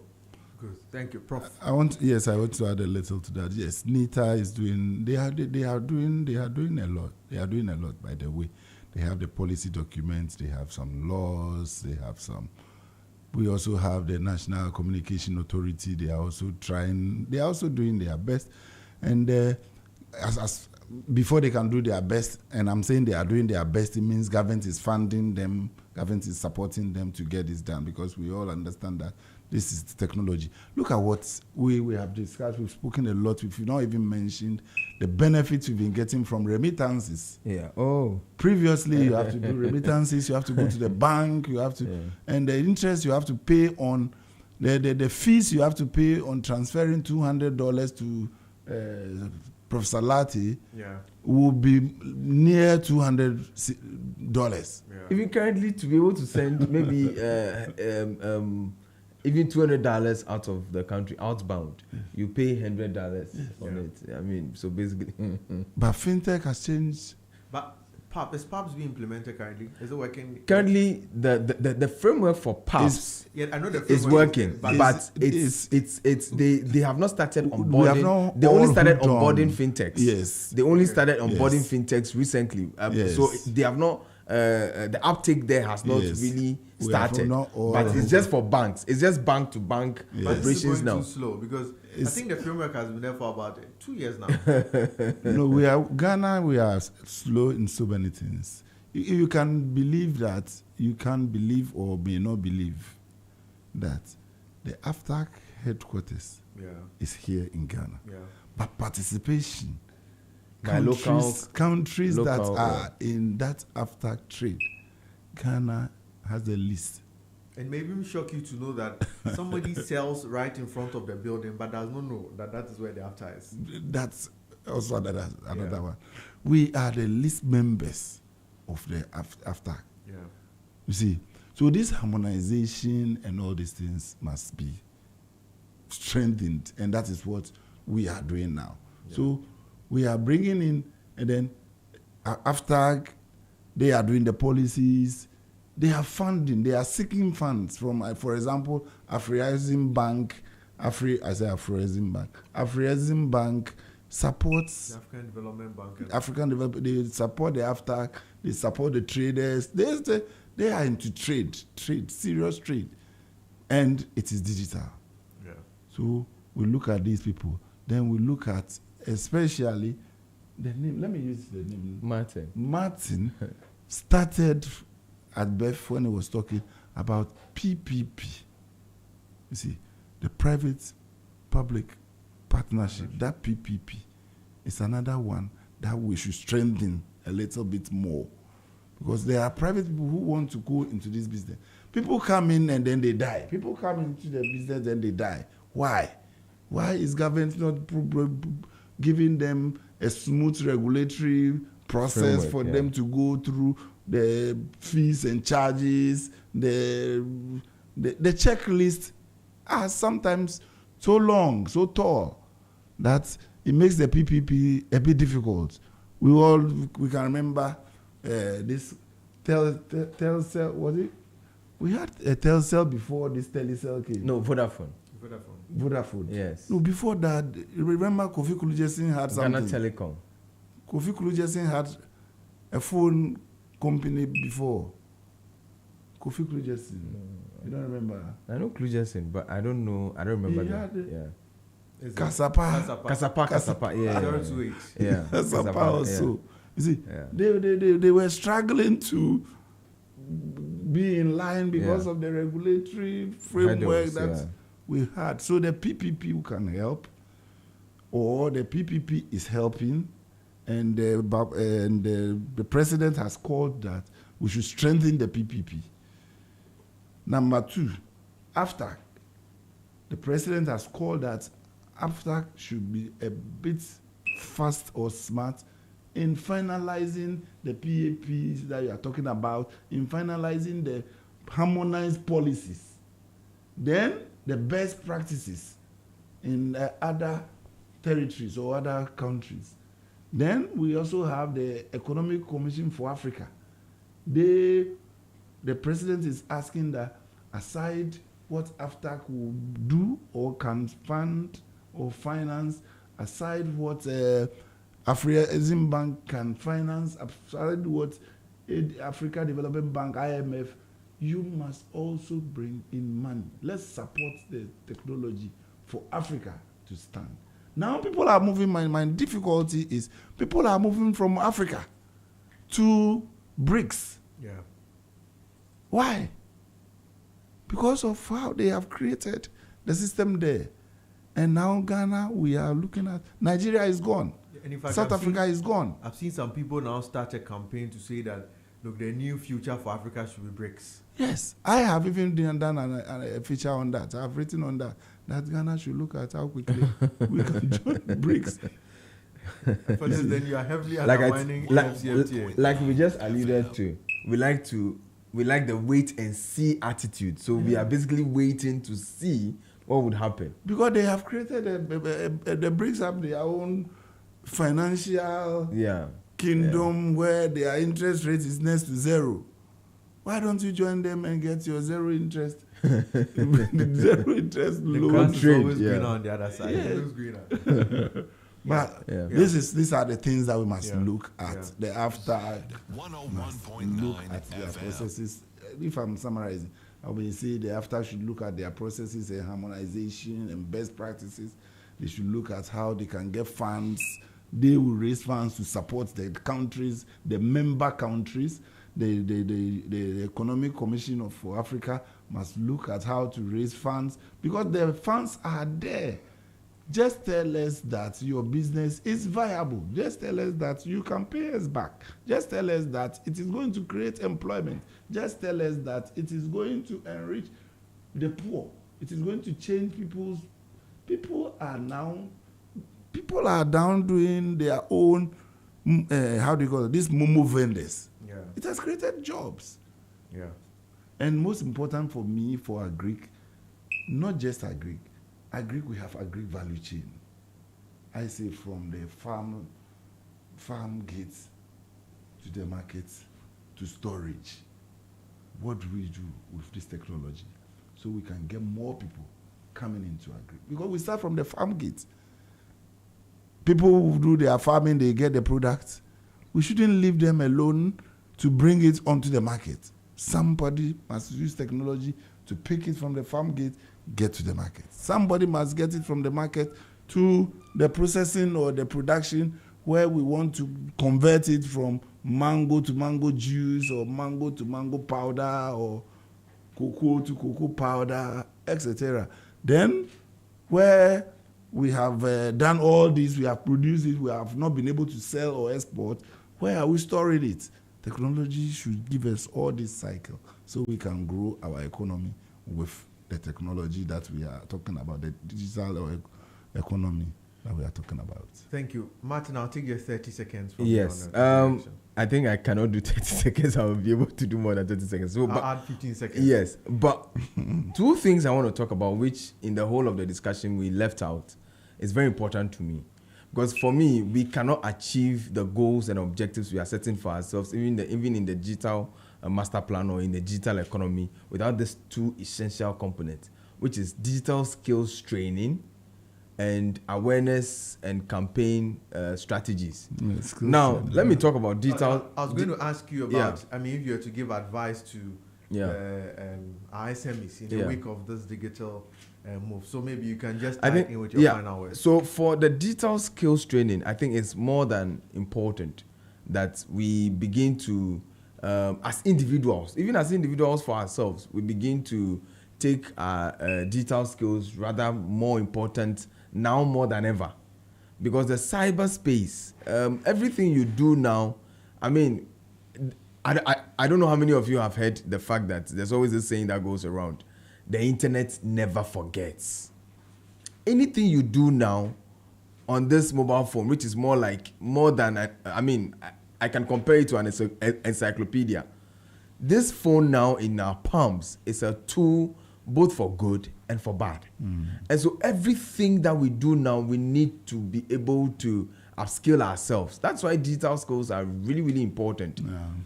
And additionally, I think more educational awareness campaigns and advocacy is also very important. We talked about the illiterate. We are talking about digital illiterates. Now, the word is not illiterate anymore, but we are talking about digital illiterates. A lot of people who even engage on social media or even on the internet these days are digital illiterates.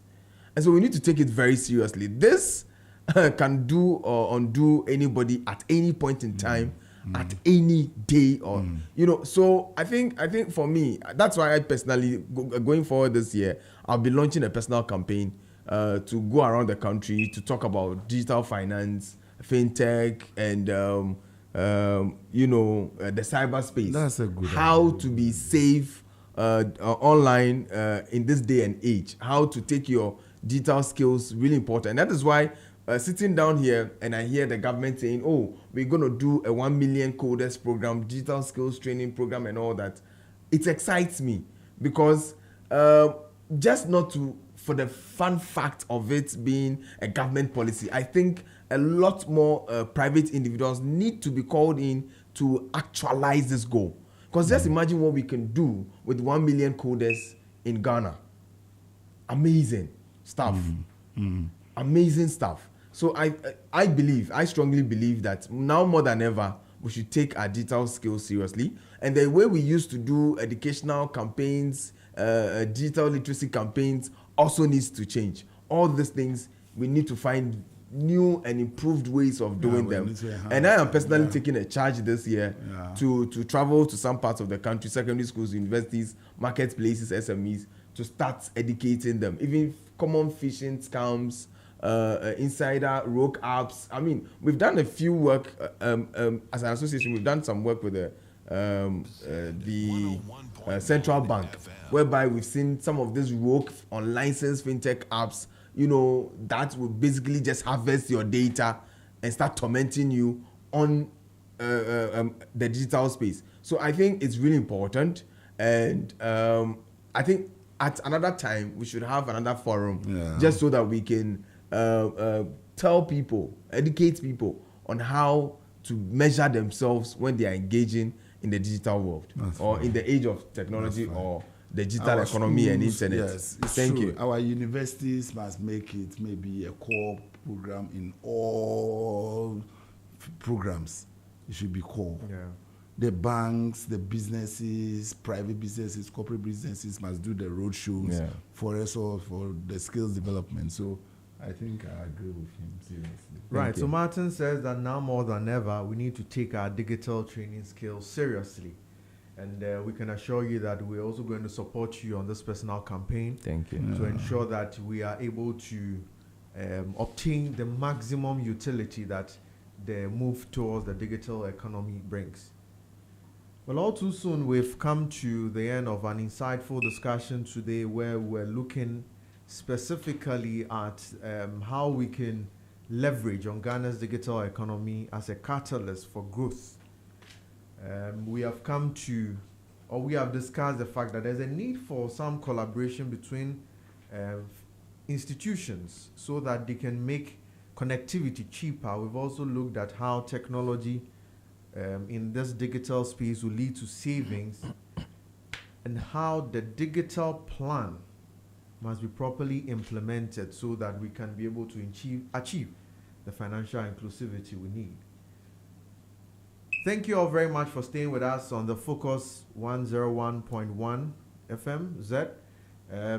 Do not forget to follow us on our social media handles, specifically ZFMGH. If you're on Facebook, IG, and X, or if you're on TikTok and YouTube, Z Multimedia. And you can join us also at www.zmultimedia.com.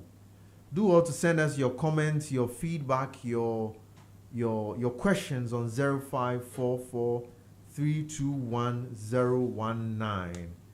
0544 321 019.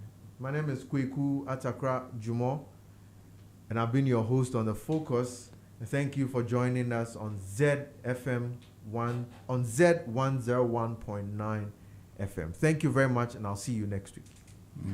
Thank you very much. To Z 101.9 FM, your lifestyle, leisure, and business radio.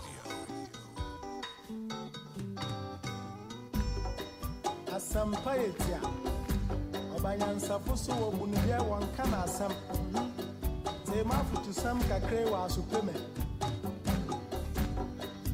Yo kofi o man ya woman o mani ya mama Yenyi baby akọ Wacha za ya warenyi Wonsom wanyinyi pa Azade pa wo fio ye Demo yembera ye Ebe ya ifirena Omaya umano Omaya mamana Adiwaye no ra Nyamichata Yemana renya Wonso wanyinyi pa Sawaya wanabe Demo yembera ye Ebe You're tuned in to Z 101.9 FM, your lifestyle, leisure, and business radio.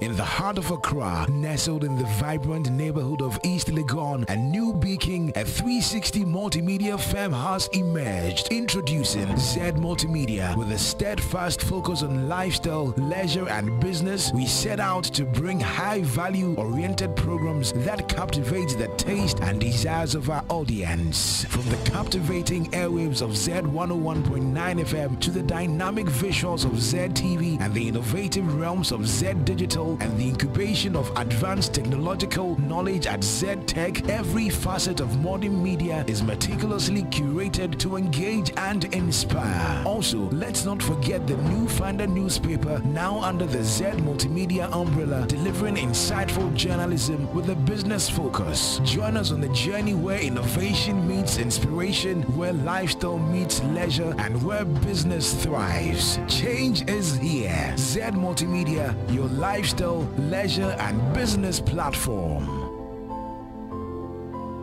You're tuned in to Z 101.9 FM, your lifestyle, leisure, and business radio.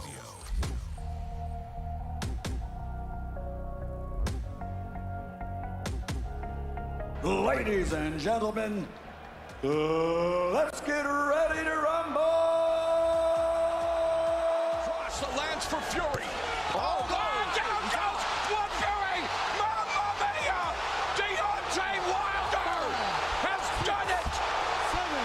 Knocking down Fury around 12. It's a clean start and what a race. A huge roar from the expectant crowd.